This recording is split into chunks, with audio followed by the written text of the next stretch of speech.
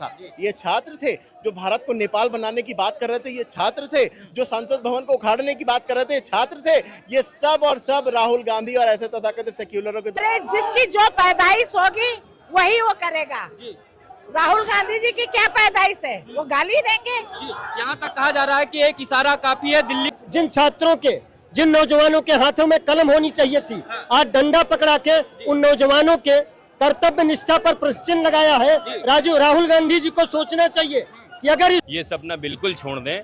जब तक यहाँ युवाओं के शरीर में बहने की एक बूंद रक्त रहेगी, ये देश नेपाल, भूटान और बांग्लादेश बनाने का सपना छोड़ें। ये देश भारत था, भारत है और अखंड। मीडिया के साथ इस बात ऐसा आचरण करना घोर निंदनीय और अपराध है। मैं समझता हूँ ये अपराध की श्रेणी में आता है। और जहाँ पर आदमी हमारे साथ लखनऊ की मेयर है। मैम, क्या कहेंगे आज जो ये आक्रोश निकाला जा रहा है कांग्रेस के खिलाफ, क्या कहना चाहिए आप? देखिए, समाजवादी पार्टी ने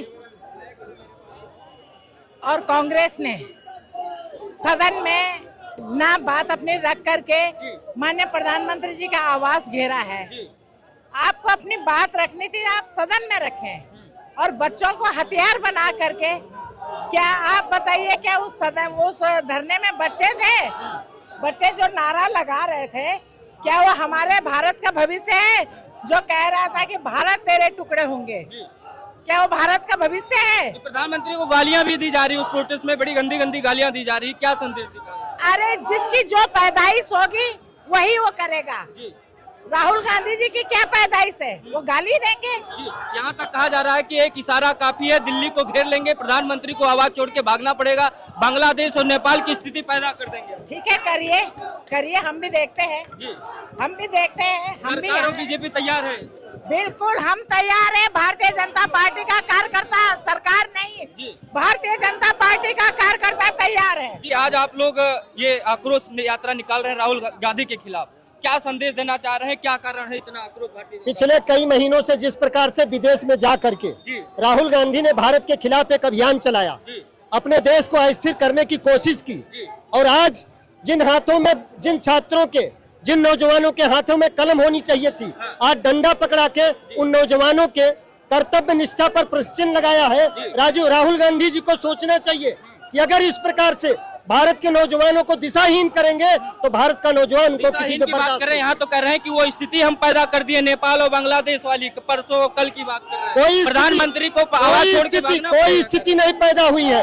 वो अपने गिरेबान में झांक के देखे, कभी भी कुछ नहीं होने वाला है। भारत का नौजवान आज भारतीय जनता पार्टी और मोदी जी के साथ चट्टान की तरह से खड़ा है। वो कुछ चंद लोग कोई अस्थिर करने की कोशिश नहीं कर पाएंगे। हमारे साथ उत्तर प्रदेश बीजेपी प्रदेश युवा मोर्चा के अध्यक्ष रोहित मिश्रा जी हैं, ये इनसे बात करते हैं। आज आप लोग आक्रोश दिखा रहे हैं राहुल गांधी के खिलाफ, क्या कारण बन रहा है कि आज आप लोगों को सड़कों पे उतरना पड़ रहा है? नहीं, हम किसी व्यक्ति के खिलाफ कोई आक्रोश नहीं दिखा रहे हैं। हम उस विचार के खिलाफ आक्रोश दिखा रहे हैं जो इस देश को बांटना चाहते हैं, जो छात्रों का शोषण करना चाहते हैं। हम उस विचार के खिलाफ आक्रोश दिखा रहे हैं, किसी व्यक्ति के खिलाफ। जिस तरीके से कल प्रधानमंत्री आवास घेरा गया, कई लोग सुरक्षा का भी कारण दिए, और यहाँ तक कई लोग जो उपद्रवियों में थे वो कह रहे हैं कि नेपाल जैसी स्थिति पैदा कर रहे हैं, प्रधानमंत्री को देश छोड़ के भागना पड़ेगा। ये सपना छोड़ दें, ये सपना बिल्कुल छोड़ दें।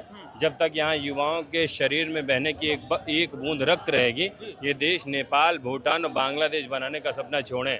ये देश भारत था, भारत है और अखंड भारत होके रहेगा। सपना रह जाएगा उन लोगों का, 100% सपना रह जाएगा। और मैं अखिलेश यादव, चंद्रशेखर रावण कर रहे हैं, एक इशारे पे दिल्ली चक्का जाम कर देंगे।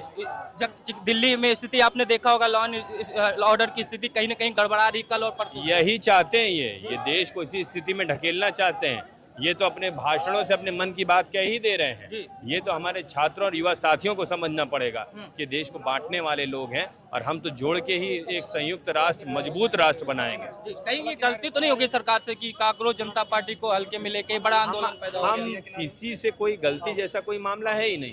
ये तो जबरदस्ती का एक माहौल बनाया जा रहा है। हम तो वो लोग हैं जिन्होंने पूरे विपक्ष को इतना शानदार मौका दिया कि आप जाइए, प्रदर्शन करिए, हमें कोई दिक्कत नहीं है, आप अपनी मांगों को मानिए, हमें कोई समस्या नहीं है। तो जबरदस्ती का केवल इस पे मुझे कुछ बोलने। राहुल गांधी और कांग्रेस के खिलाफ, संपूर्ण विपक्ष के खिलाफ ये आक्रोश दिखा रहे हैं। क्या प्रधानमंत्री आवास घेरा गया कल, राहुल गांधी जी को उठाया गया, अखिलेश जी को भी डिटेन किया गया, क्या कहना चाहते हैं आप? ये विपक्ष के नेता हताशा और निराशा के शिकार हैं। मुद्दाहीन हैं।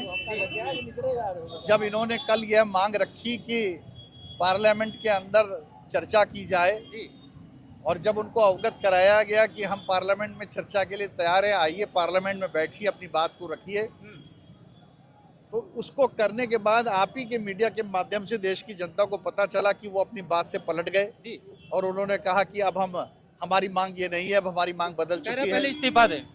इस्तीफा विषय उनका नहीं है, इस्तीफा विषय समीक्षा का है, इस्तीफा विषय सरकार का है, वो करेगी।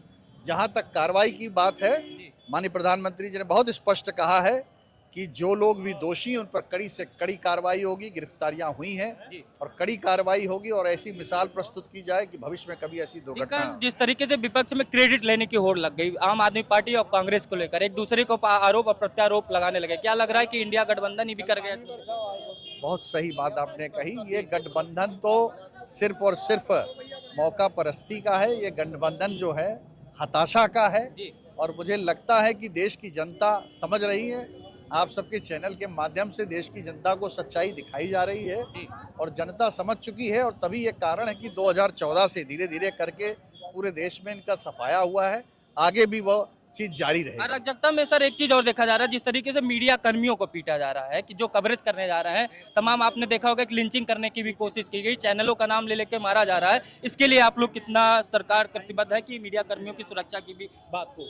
नहीं, मीडिया के साथ इस बात ऐसा आचरण करना घोर निंदनीय और अपराध है। मैं समझता हूँ ये अपराध की श्रेणी में आता है और जहाँ पर आदमी बेलगाम हो जाए, निराश हो जाए और इस तरीके की हरकत करने लगे तो ईश्वर ही उसको सद्बुद्धि प्रदान करे, मैं ये कह सकता हूँ। आज का प्रदर्शन हमारा उनकी इन कृत्यों को लेकर उनके खिलाफ है, जहाँ पर वह पार्टी के नेता बोल रहे हैं कि हम डंडे लेकर स्वागत करने के लिए तैयार हैं, तो वो डंडा संस्कार उनका है, वो डंडे के दम पर ही सरकार में आते हैं, डंडा ही चलाना जानते हैं, इसलिए उनसे ऐसी अपेक्षा आम जनमानस कर सकता है और मीडिया के ऊपर भी किया तो ये उनके संस्कार हैं और मीडिया वाले इसको सही में जवाब देना जानते हैं। हमारे साथ आमिर शमसी जी हैं, इनसे बात करते हैं। सर, क्या कहेंगे जिस तरीके से कल विपक्ष के द्वारा प्रधानमंत्री आवास को भी घेर लिया गया, आज आप लोग काफी आक्रोशित दिखाई दे रहे हैं, क्या कहेंगे? विपक्ष के द्वारा जो नौटंकी करने का प्रयास कल किया गया, आज उसी का मुंहतोड़ जवाब देने यहाँ भारतीय जनता पार्टी के कार्यकर्ता जमा हुए हैं।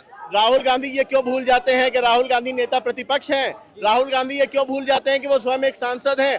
उनको यदि चर्चा करनी थी, छात्रों के हित की बात करनी थी, तो संसद के पटल को छोड़ करके जाके प्रधानमंत्री आवास पर नौटंकी न करते, संसद में आप आकर के आप चर्चा करते, क्योंकि सरकार चर्चा को तैयार थी।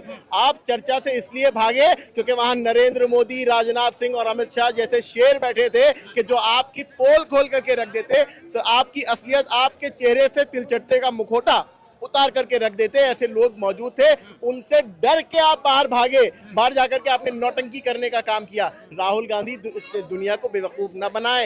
ये जो आंदोलन छात्रों की आड़ में Congress, Samajwadi party, Azad Samaj party, TMC, फलाना ढमकाना, एमआईएम, टेमआईएम, पाकिस्तान, बांग्लादेश, नेपाल के द्वारा किया जा रहा है, मैं उनको बताना चाहता हूँ, याद रहे ये नया भारत है। वहां सबको ये पता है कि इस आंदोलन का असली रिमोट किसके पास है। इस आंदोलन का रिमोट पर्दे के पीछे लेकर के राहुल गांधी भी बैठे थे और देश की सरहद के पार बैठे भारत के दुश्मन भी। क्रेडिट लेने के लिए भी होड़ लग गई। केजरीवाल है, चाहे संजय सिंह है, वो कह रहे हैं कि राहुल गांधी ने कर दिया, प्रधानमंत्री का ही साथ दे दिया प्रधानमंत्री आवास गिरकर। कहीं ना कहीं विपक्ष में ही टकराव देखिए ये सब नौटंकी है, ये सब जो है वो भेड़ की खाल में भेड़िए हैं। इनका इन सभी ने छात्रों को भड़का करके वहां पर आंदोलन कराने का काम किया, लेकिन उस पूरे आंदोलन में जो नीट के नाम पे, नीट पेपर लीक के नाम पे आंदोलन हुआ था, वहां कहीं नीट पेपर लीक की बात ही नहीं हुई। वहां बात क्या हुई कि भारत माँ को अपमानित करो, वहां बात क्या हुई कि श्री राम को अपमानित करो, वहां बात क्या हुई कि भारत के टुकड़े होंगे इंशाल्लाह कहने वाले उमर खालिद को जिंदाबाद कहो, वहां बात क्या हुई कि भारत को नेपाल बना दो, वहां बात क्या हुई कि संसद भवन को उखाड़ दो। याद रहे कि इन सभी लोगों को ये बात बखूबी जान लेनी चाहिए है कि ये नया भारत है, ये नरेंद्र मोदी का भारत है। ये अराजकता फैलाने वाले किसी भी व्यक्ति को छोड़ेगा नहीं, सबके चेहरे पहचानता है। नेपाल वाली स्थिति दिल्ली में पैदा हो गई, देखिए बांग्लादेश वाली स्थिति पैदा हो गई, अब प्रधानमंत्री को अपना आवाज छोड़कर भागना पड़ेगा। एक बात सुन ले, पहले मैं बहुत ध्यान से बताना चाहता हूँ।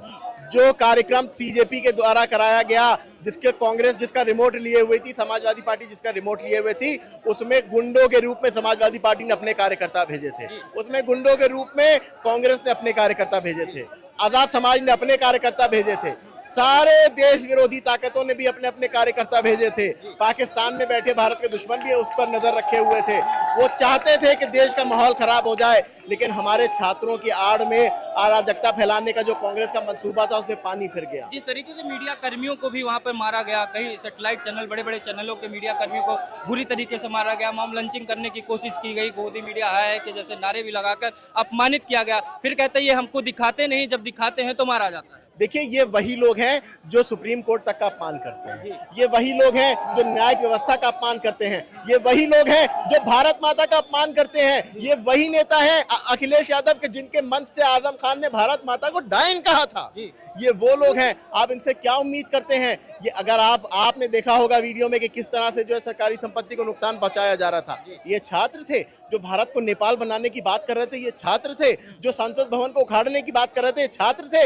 ये सब और सब राहुल गांधी और ऐसे तथाकथित सेक्युलरों के द्वारा प्रायोजित लोग थे कि जिनका एक सूत्रीय कार्यक्रम था कि देश में आग लगा दो, देश में अराजकता फैला दो, मगर किसी तरह से भारतीय जनता पार्टी से सत्ता ले लो। याद रहे कि भारतीय जनता पार्टी वो पार्टी है कि जिसको जनता ने चुन के भेजा है।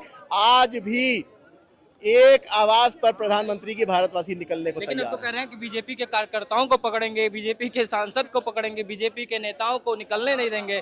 जिस तरीके से प्रधानमंत्री को घेरा, उसी तरीके से बीजेपी के कार्यकर्ताओं को भी घेरा जाएगा और उनसे पूछा जाएगा कि नीट के मामले में क्या आप लोग कर रहे हैं। उनको अगर उनको पता होता, अगर वो वास्तव में जानकारी रखते तो उनको पता होता कि नीट के पेपर को 11 लाख बच्चों ने पास किया, 1,37,000 MBBS के लिए सिलेक्ट हुए, बाकी के अन्य कोर्सेज के लिए सिलेक्ट हुए। उनमें जश्न का माहौल है, वो बच्चे खुश हैं क्योंकि वो स्टूडेंट थे।